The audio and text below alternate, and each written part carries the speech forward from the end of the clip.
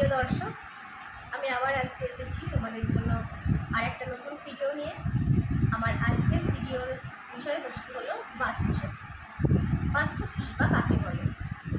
ক্রিয়াপদের সঙ্গে বিশেষ্য পদ, উদ্দেশ্য বা কর্তা বা কর্ম, তাদের যে অন্বয় আছে, সম্পর্ক আছে, সেই সম্পর্কের যে প্রকাশভঙ্গি, বাচনভঙ্গি, সেই বাচনভঙ্গি বা প্রকাশভঙ্গি হচ্ছে বাচ্য।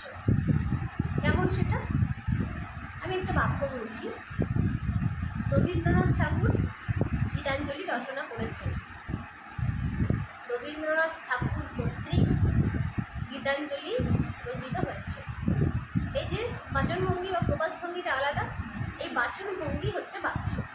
তোমরা ভয়েস চেঞ্জ করেছো বা শিখছো, যেমন অ্যাক্টিভ ভয়েস আর প্যাসিভ ভয়েস রয়েছে বাচ্য পরিবর্তনের ক্ষেত্রেও। আজকে আমরা যেটা আলোচনা করব সেটা হচ্ছে কর্তৃবাচ্য আর কর্মবাচ্য। তার আগে জেনে নাও বাচ্য কয় প্রকার। বাচ্য হচ্ছে 4 প্রকার: কর্তৃবাচ্য, কর্মবাচ্য, ভাববাচ্য, কর্মকর্তৃবাচ্য। কর্তৃবাচ্য শুনে বোঝা যাচ্ছে যে কর্তা প্রাধান্য পাবে, সে কর্তৃ কারকের মতো। কিন্তু হ্যাঁ, কারকের সঙ্গে কারকে দেখা গেছে যে ক্রিয়াপদের সঙ্গে কর্তার বা বিশেষ্য নামপদের যে সম্পর্ক বা অন্বয়, সেটাকে বলা হচ্ছিল কারক। এখানেও কিন্তু সম্পর্ক আছে, কিন্তু সেই সম্পর্কটা হচ্ছে তার প্রকাশভঙ্গিটা কেমন হচ্ছে সেটা হচ্ছে বাচ্য। মানে কীভাবে আমরা প্রকাশ করছি, বাচনভঙ্গিটা কেমন হচ্ছে সেটা হচ্ছে বাচ্য। কর্তৃবাচ্য যেখানে হচ্ছে কর্তা প্রাধান্য পাবে এবং কর্তা ক্রিয়াপদকে অনুসরণ করবে, মানে ভুল বললাম, ক্রিয়াপদ কর্তাকে অনুসরণ করবে, সেটা হচ্ছে কর্তৃবাচ্য। যেমন আমি ভাত খাই, এই যে বাক্যটা দেখো, আমি ভাত খাই, এই বাক্যে দেখা যাচ্ছে খাই ক্রিয়াপদটা কিন্তু কর্তা আমিকে অনুসরণ করছে। আমি যদি ওখানে বলতাম যে আমি ভাত খাই, তাহলে কিন্তু এই খায় ক্রিয়াপদটা কখনোই আমিকে অনুসরণ করতো না। বা হচ্ছে গিয়ে এটা কর্তৃবাচ্য, মানে কর্তা আর ক্রিয়াপদ, এটা দুজনের সঙ্গে সম্পর্ক স্থাপন করছি আমি, ক্রিয়াপদ কর্তাকে অনুসরণ করছে। আর কর্মবাচ্যে কী দেখা যায়?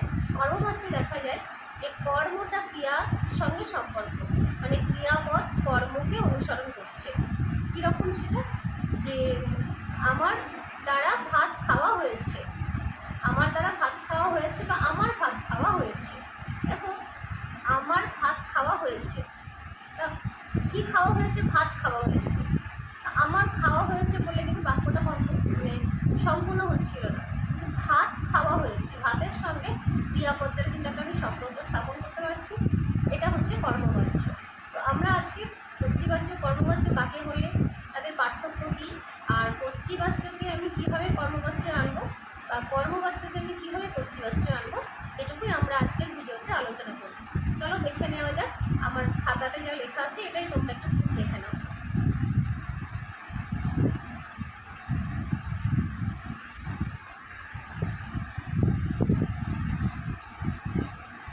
বাচ্য ক্রিয়ার যে প্রকাশভঙ্গির মাধ্যমে জানা যায় যে ক্রিয়াপদের অন্বয় বা সম্পর্ক কর্তৃপদ বা কর্মপদ বা ভাব নির্দেশকের সঙ্গে কিনা, সেই যে প্রকাশভঙ্গি, সেই প্রকাশভঙ্গিকে আমরা বলবো বাচ্য। বাচ্য 4 প্রকার: কর্তৃবাচ্য, কর্মবাচ্য, ভাববাচ্য, কর্মকর্তৃবাচ্য। আমাদের আজকের আলোচ্য বলেছি কর্তৃবাচ্য আর কর্মবাচ্য। কর্তৃবাচ্য কাকে বলে? যে বাচ্যে কর্তা প্রধান এবং ক্রিয়াপদ কর্তার অনুগামী, তাকে আমরা বলবো কর্তৃবাচ্য। যেমন ধরো, কাশিরাম মহাভারত রচনা করেছেন। দেখো, এখানে ক্রিয়াপদ রচনা করেছেন, তাই তো?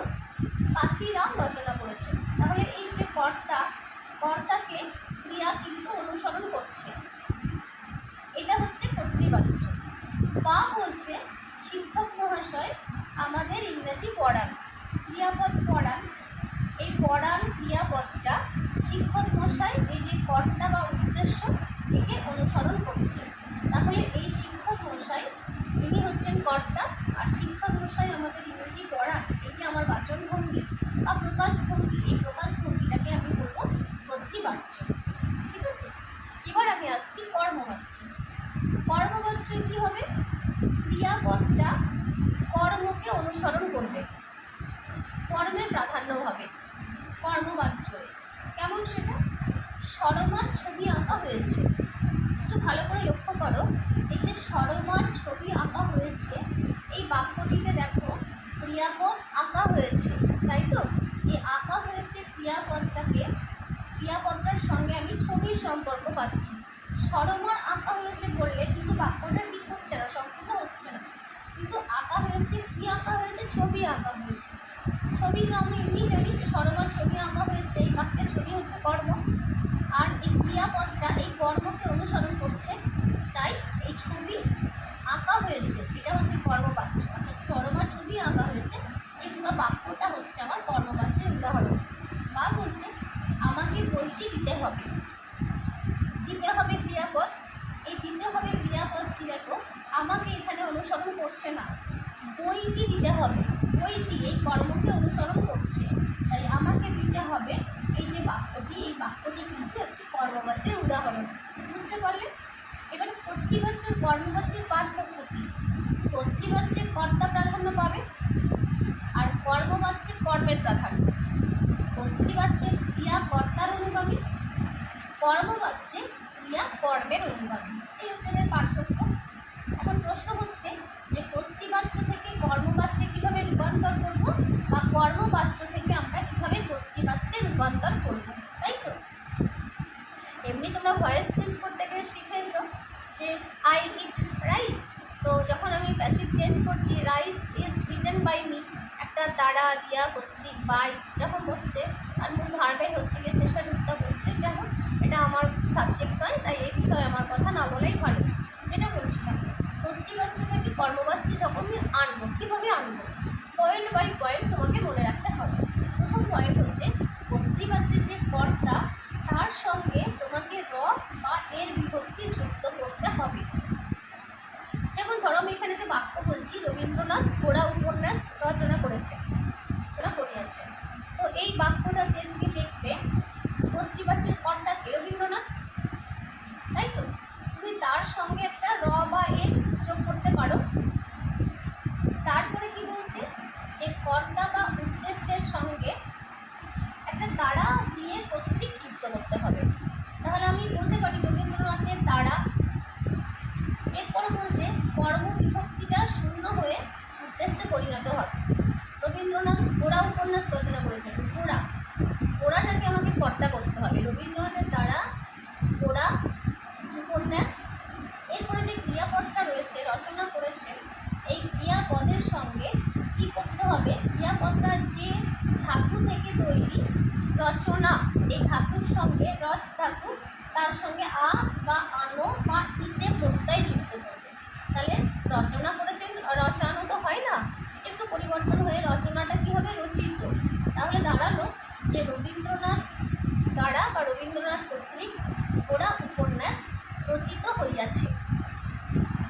তাহলে কর্তৃবাচ্য থেকে কর্মবাচ্যে রূপান্তর করতে গেলে এই যে সূত্র কটা বা এই পয়েন্ট কটা যদি তোমরা মনে রাখতে পারো, তাহলে কিন্তু তোমাদের খুব সুবিধা হবে। প্রথমত কী হবে? আবারও বলি যে যে কর্তা তার সঙ্গে র বা এর যুক্ত করতে হবে। তারপরে কি করতে হবে? কর্তা বা উদ্দেশ্যর সঙ্গে দ্বারা, দিয়ে, কর্তৃক এই বিভক্তিগুলো বা এই অনুসর্গগুলো যুক্ত করতে হবে। তারপরে কি করতে হবে? ওখানে যে কর্মটা রয়েছে সেই কর্মটাকে উদ্দেশ্যে বা কর্তায় পরিণত করতে হবে। এরপর যে ধাতু থেকে ক্রিয়াপদটা উৎপন্ন হচ্ছে সেই ধাতুর সঙ্গে আ, আনো, ইতে ইত্যাদি প্রত্যয় যুক্ত করতে হবে। যেমন ধরো আছে এনেছি, সেটা হবে আনা হয়েছে। অনেক সময় কি হয়? গ্রহণ করা হয়েছে, গ্রহণ করেছি, ওটা হবে কি? গৃহীত হয়েছে। পদ পরিবর্তন হবে, বিশেষ্য থাকলে বিশেষণ, বিশেষণ থাকলে বিশেষ্য। এবার কয়েকটা উদাহরণ দেখো। কর্তৃবাচ্য, রবীন্দ্রনাথ গোড়া উপন্যাস রচনা করিয়াছেন। তাহলে এটা কি হবে? রবীন্দ্রনাথ কর্তৃক গোড়া উপন্যাস রচিত হইয়াছে। তিনি শিক্ষার্থীদের পুরস্কার দিলেন। তো তিনি তার হয়, তার দ্বারা শিক্ষার্থীরা পুরস্কৃত হতো। পুরস্কার দিতেন, পুরস্কৃত হতো, পুরস্কার থাকলে পুরস্কৃত, তাই তো? রচনা করিয়াছেন, রচিত হইয়াছে। গ্রহণ করিয়াছেন, গৃহীত হইয়াছে। নেতাজি আজাদ হিন্দ ফৌজ গঠন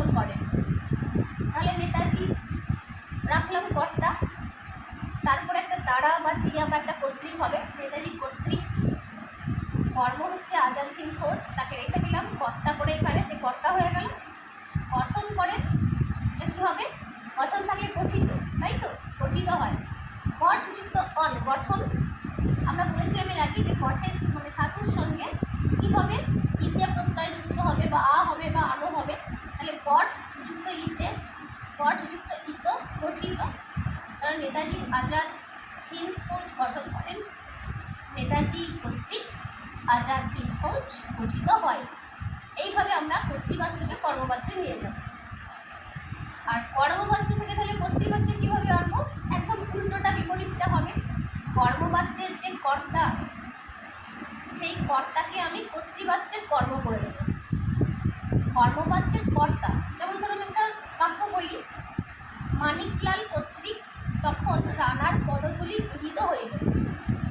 এই যে বাক্যটায়, এই বাক্যটায় আমি কি করব, এই বাক্যটায় ধরো কর্মবাচ্য, তো এখানে যে কর্মবাচ্যের যে কর্তা আছে, কে কর্তা, কর্মবাচ্যের কর্তা, কর্তা। আচ্ছা, এটা আমি আগে পরে বলছি, তোমরা বুঝতে পারবে না হয়তো। আমার 2 নম্বর, কর্মবাচ্যের কর্তাকে কর্তৃবাচ্যের কর্ম করবে। কর্মবাচ্যের যে কর্তা, তাকে আমি কর্তৃবাচ্যে যখন যাব তখন কর্ম করে দেব। কর্মটা কি, কি গ্রহণ করলো, মানিকলাল কর্তৃক তখন রানার পদধূলি গৃহীত হইল। তাহলে রানার পদধূলি, এটা তো কর্ম। এই কর্মটাকে আমি কি করব, কর্মবাচ্যের যে কর্তা, এটা কর্তা কিন্তু মূলত এটা কর্ম, কর্মবাচ্যে এটা কর্তা। রানার পদধূলি এটা কর্মবাচ্যে কর্তা। এই কর্তাকে আমি কি করব, কর্তৃবাচ্যে যখন যাব তখন কর্ম করে দেব। মানিকলাল, আমরা তো জানি এমনিতে এটাই কর্তা, তাহলে মানিকলাল লিখলাম। কর্তৃক বা দ্বারা বা দিয়ে তাকে আমি এখান থেকে হটিয়ে দেবো, সরিয়ে দেবো। সরিয়ে দেওয়ার পরে কি থাকলো, তখন রানার পদধূলি, আমি যা আছে তাই লিখব। এইবার এই যে গৃহীত হইল, এই যে ক্রিয়াপদটা, এই ক্রিয়াপদটাকে আমি কী করবো, এই সমাপিকা ক্রিয়াটাকে আমি কী করব, মূল ধাতু যে ছিল সেই ধাতুর সঙ্গে আমি সমাপিকা ক্রিয়াপদ গঠন করব।